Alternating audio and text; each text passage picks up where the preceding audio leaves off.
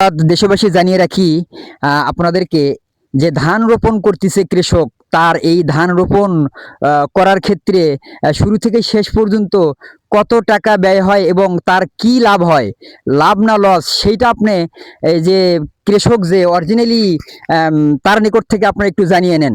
এদিকে আসেন।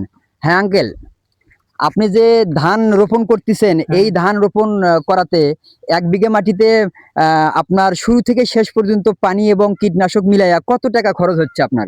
26-27 হাজার, 27 27 টাকা খরচ হয়। 27,000 টাকা? কামলা পাট সব বেসন টেসন সার কীটনাশক লইয়া পানির টাকা লিয়া 27,000 টাকা খরচ হয়। 25-26-27 হাজার টাকা খরচ হয়। তাহলে আপনি 1 বিঘা মাটি তো ধান তো আপনার বেশি হয় না, কত না, মনে হয়? 20-22 মন 25 মন উঠবে, 25 মন। তাহলে তো আপনার লস। এটা লস, এটা আমাদের খাওয়া লাগবে, এই জন্য আমরা করি যে কি করো, আমরা কৃষি লোক, আমরা কই যাবো, কই খাবো, কই পাবো।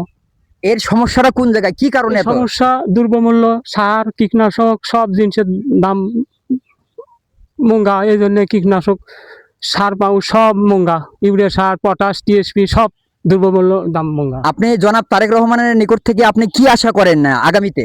আগামীতে আশা করি তাই যদি হেল্প করে, যে কৃষি কাজের জন্য সার জৈব কীটনাশক কম দামে যদি সেল দেয়, তাহলে আমরা কৃষি উপকার হতে পারবো। হ্যাঁ, দেশের জনগণ, উনি কৃষক, একজন ভালো মনের কৃষক, উনি ধান রোপণ করেন, অনেক কিছু রোপণ করেন। তো ওনার একটা দাবি যে জনাব তারেক রহমান সাহেব যদি ফ্যামিলি কার্ড দেন সেটা ভালো কথা, কৃষি কার্ড দেন ভালো কথা, কিন্তু উনি বিগত সরকার যে এই আপনার কীটনাশক এবং সারের উপরে কর বসিয়ে দিয়ে যে দাম বৃদ্ধি করেছে এইটা যেন না হয়, জনগণ যেন সঠিকভাবে সঠিক দামে সার কীটনাশক পায়, এই আশা।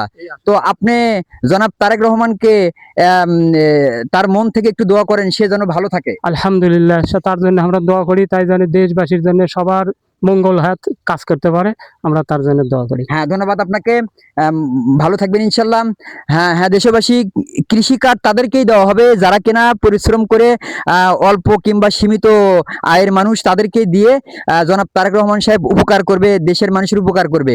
তবে জনাব তারেক রহমান সাহেব অবশ্যই আপনি এটা মাথায় রাখবেন যে জনমানুষের উপকার যদি না হয় তাহলে উপকার আপনারও হবে না। সেই জন্য আপনাকে কিছু দ্রব্যমূল্যের জিনিসের দাম কমাতে হবে।